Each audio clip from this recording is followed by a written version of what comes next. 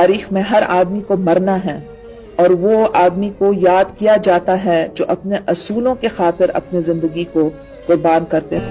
मैं बेटी हूँ जुल्फ़िकार की, नाम है मेरा बेनज़ीर। समझते हैं कि मुझे कत्ल करके पाकिस्तान के अंदर पीपल्स पार्टी टूट जाएगी। ये पीपल्स पार्टी को तोड़ने चाहते हैं क्योंकि पाकिस्तान पीपल्स पार्टी मजदूरों और किसानों और दानिश्वरों और गरीबों की जमात है।